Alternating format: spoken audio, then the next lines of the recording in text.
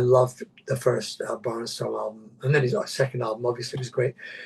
But that's actually where we first thought of using Kenny, when we were, thinking. Elton and I were sitting around at the chateau trying to think who would get. And I suggested Caleb straight away because we'd played together many times.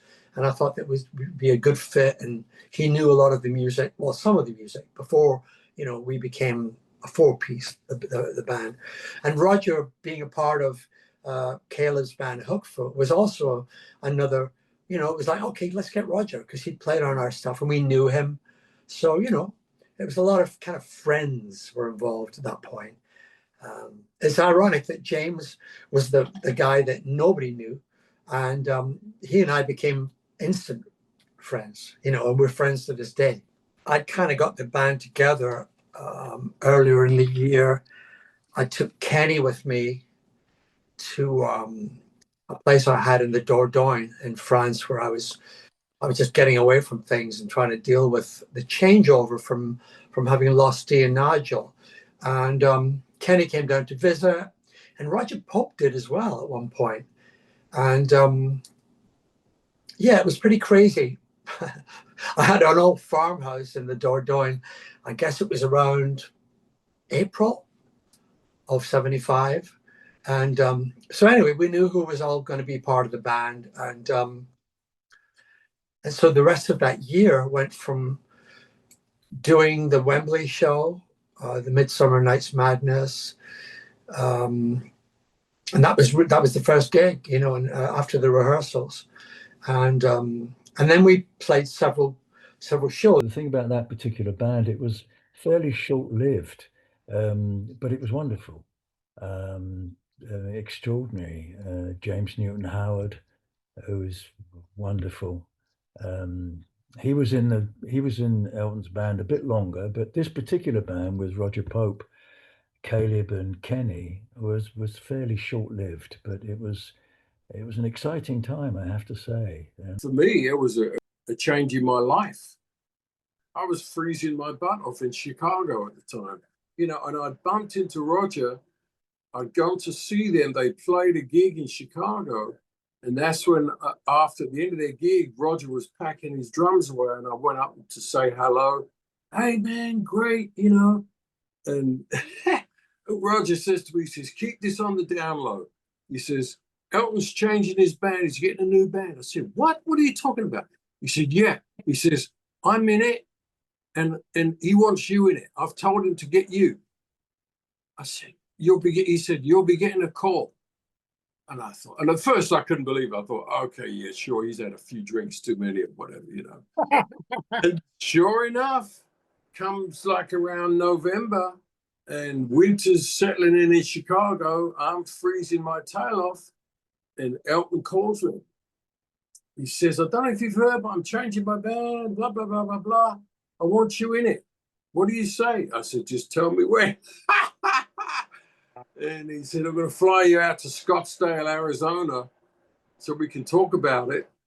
And so when he flew me out there, stayed out there, and we had this conversation. And I'll never forget. He said, this is what I want to do. And he said, we're going to get Kenny. And I'm going, man, this is what in the world, And I said to him, I said, I'll do it. I said, on one condition. He said, what's that? I said that we don't have to play Crocodile Rock. And he said yes. He said yes. So that was it. That's when my life changed.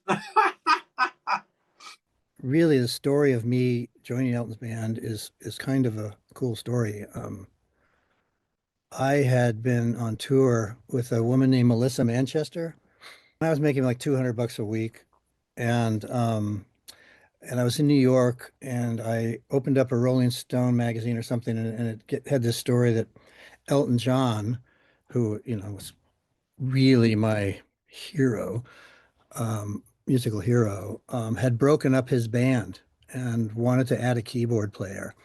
And I don't know where I was, and I just thought to myself, wow, can you imagine that job?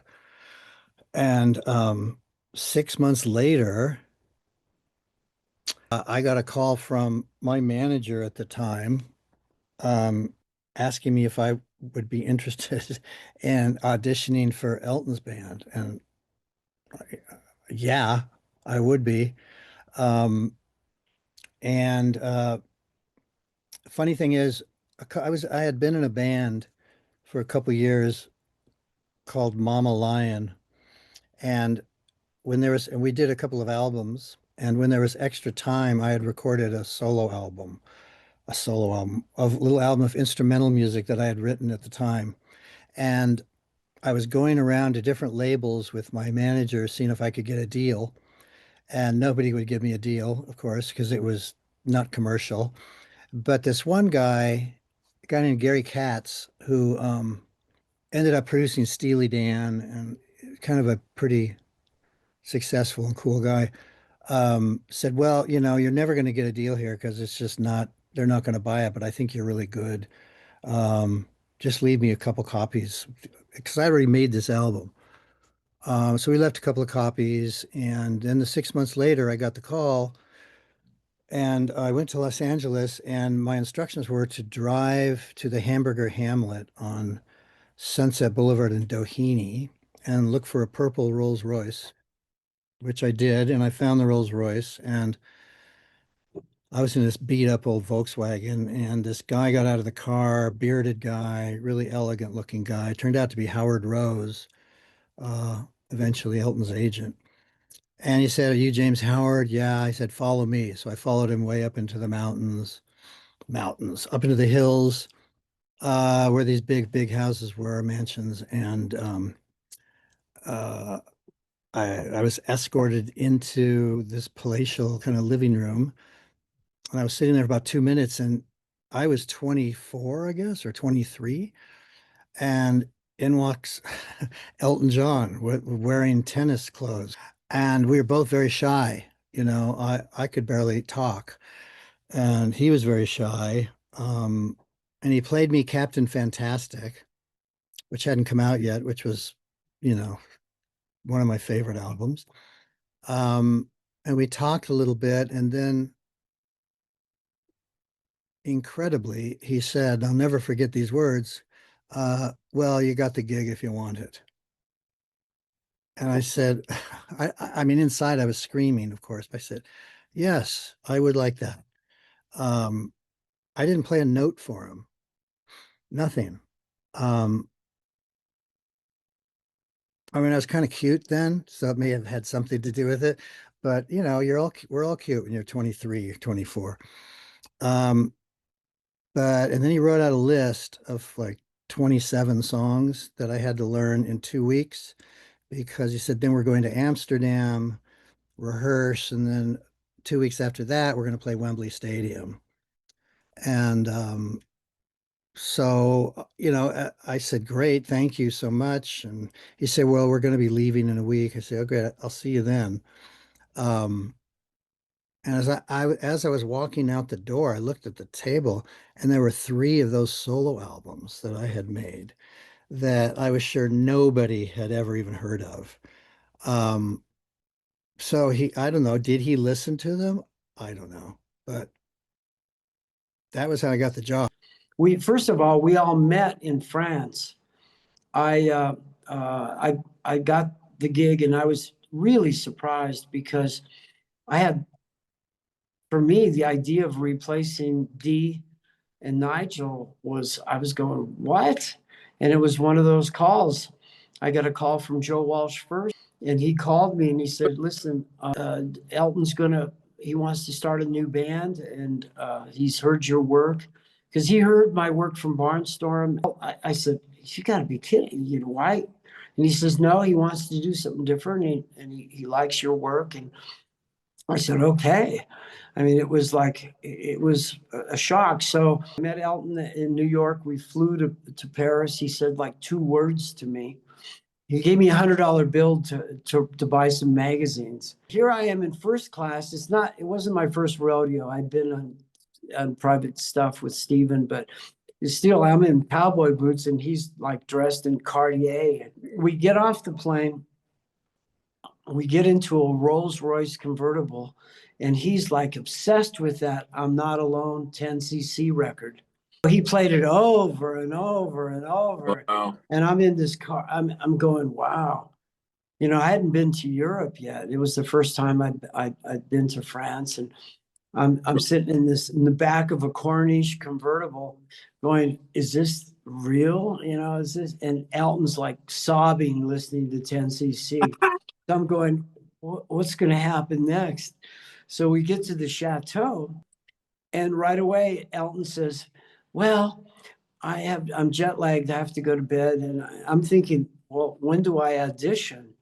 All of a sudden, there's Davey and Caleb and Roger and Davey. And I looked to the side, and there was cases of Dom Perignon, cases of Remy Martin. I'm going, wow, this looks like a party. Right? So Davey said immediately, I said, well, when do I audition? And he said, there's no audition. You wouldn't be here if this is what's happening. And it started out as that we were going to get together and work with the new band to see how we clicked on a Davey Johnstone solo record. Right? Caleb, do you remember? Yeah. And Yeah. what happened is the electronics, it turned out that the studio was not operating. It wasn't recording properly. So we ended up just having a playback of Captain Fantastic. And I'm going, why am I here? Yeah. I mean, the record was, Dee and Nigel were just, I mean, the whole record was spectacular.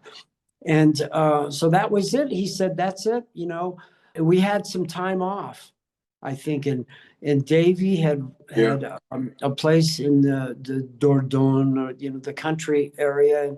And my deal was I went with Davey so I could start learning the material. Yeah. And basically, I don't remember learning too much of the material there. We had a really good time there. We all met to start rehearsing, right, Caleb? In Amsterdam. So we stayed there for a month. Yeah. Right. At the Hilton. And then we did the gig at Wembley. And then everybody flew to Caribou. Very smoky. There were a lot of fires in the cabins. Yeah. Oh, boy. It was good atmosphere because we had all become friends, you know.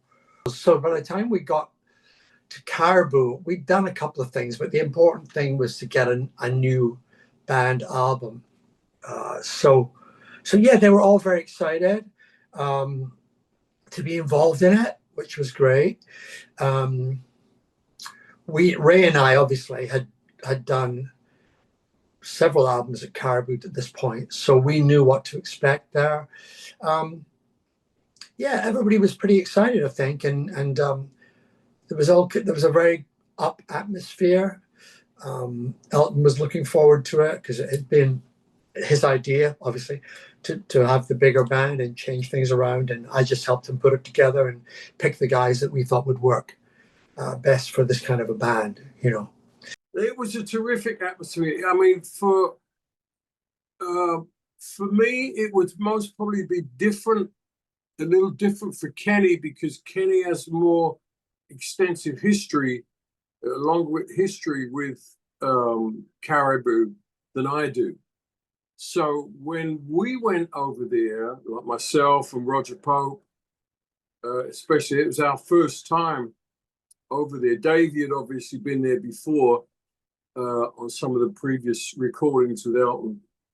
But for Rock of the Westies, it was my first time being in Colorado Rockies there. So it was like stepping into an old TV movie that we grew up, because we grew up watching the Westerns on TV and stuff. So I never forget when we were driven from the airport, from Denver Airport, all the way up to the ranch there. We drove into the driveway into the ranch, and we could see all these cowboys herding cattle. I mean, what in the world I mean, it was just amazing. So it was like a whole kind of Disneyland experience on steroids for us, you know. And recording wise, so you had this whole, kind of cowboy Western ambience, and then you go into this incredible state-of-the-art recording studio, which on the outside looks like a barn. Then you go in and there's all this gear and there's this perfect recording situation, So that was really impressive to me. I always thought, Jim Guercio had a brilliant idea to establish that place where you could just get away from the big city hustle, whether it's Hollywood or London and the studios there, and just go disappear into the mountains and be surrounded by all this beautiful nature and make music. I was highly impressed. First of all, I'm a native of Colorado, and so I've experienced the mountains since I grew up here. When we got there, all they had was you walked up the stairs. There was no elevator yet, Right. And we walked up the stairs, and it was the same thing like Caleb experienced. All of a sudden, the doors were open, and you were in this lush control room with leather and beautiful brown carpet and a stone fireplace, and Yeah, it was incredible. And then you walked past the glass into the studio itself, and there was 2 Steinways and a drum booth and a B3, everything you'd ever want to record in. So all of a sudden, boom, there we were. So I had experienced that. I worked there with Joe. We did 2 albums, but I also worked there with Stephen Stills. Caribou was incredible, but I'd never been on a ranch, a dude ranch. I mean, the place was like a dude ranch. There was 9 buildings there, and each cabin was tricked out, right, Caleb? yeah, absolutely. And the mess hall was everything was everywhere you looked there was pony skin rugs, there were leather couches, there was a piano in each cabin. It was pretty amazing place. Yeah. So that was, I'd worked there considerably. We all got together, and it was next question. Yes.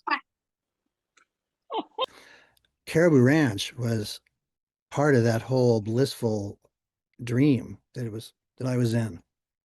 And the dream was just continuing. I remember I was nervous because at one point when we were in Amsterdam or something, or Wembley, Elton had said, "Oh, I love if you can play Hammond organ on some of these tracks, it'd be great." And I wasn't really a Hammond organ guy. I mean, obviously I could play it, but it's a whole technique. It's a whole, you're changing sounds while you're playing. And I was kind of nervous. I said, "Well, I don't really play it," and I was really scared that I wasn't going to continue to get the job if I didn't do well. But he said, "Don't worry about it." So anyway, I ended up playing Hammond organ just fine, and there we were, and Caribou Ranch. And I met Gus Dudgeon then, I think, who I adored.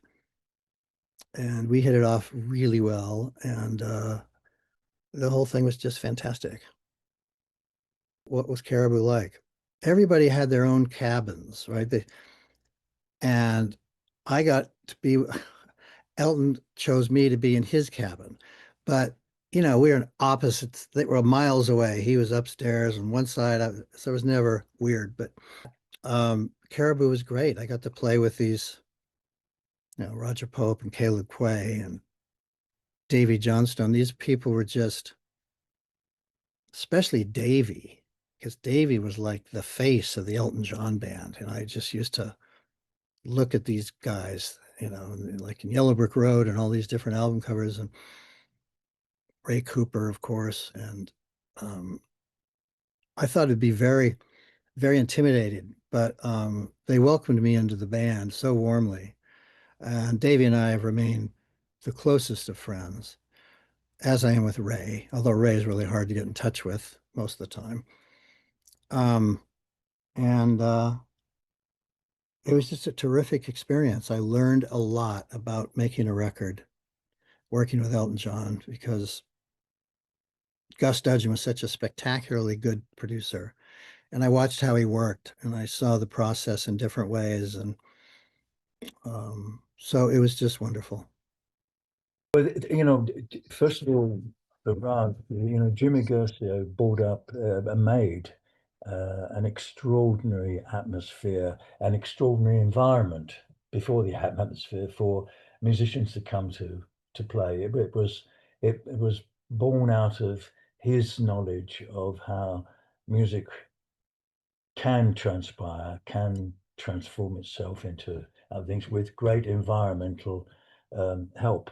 But it was an extraordinary landscape, you know, to be up there in the Rockies, in this extraordinary place, which had, I think it also had the only private reservoir in the whole of America. It supplied all the water for the local towns, you know. And it was wild, and it was a very beautiful environment, as I said, but very comfortable. And the studio, coming to the crux of the matter, was absolutely splendid. One of the state-of-the-art, beautiful studio. So Jimmy really succeeded, along with other great producers like George Martin, Sir George Martin, who did the same thing. He realized that about the atmosphere and the environment for making music is so important and helpful. So getting there, you know, landing in Colorado, and then this long road, windy road up into the mountains was very exciting. And we each had a log cabin to live in, and food was fantastic. And then the excitement of getting into that incredible studio, which it really was. And the crew that Jimmy had around him was so extraordinary. The cook, the people that maintained the studio, they were so helpful. You know, they built a special sort of lid that went on the top of Elton's piano. That was an experiment by Gus Dudgeon, who was a genius producer. And of course, we must never forget him, because without him, all of this wouldn't have happened. And that made the acoustic of the piano very, very special. The microphones went into the lid that was, you know, like a house built over the piano. It was quite extraordinary. And anything we wanted to try, we were allowed to do, and we were enabled to do. You know, what do you want to do next was always the question that the crew at Caribou did. I loved them all. They were so lovely, and Jimmy was such an extraordinarily generous, is an extraordinarily generous and hospitable man, and his wife and his family, beautiful people.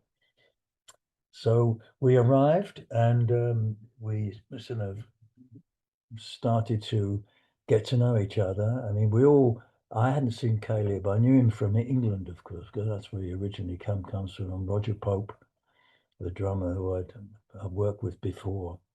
But it was the first time we'd actually got together to work on Sir Elton John's work, and also to start a new journey, a new adventure, with a, dare I say, a harder edge to the sound of the music, which is what Sir Elton wanted to try. He wanted to.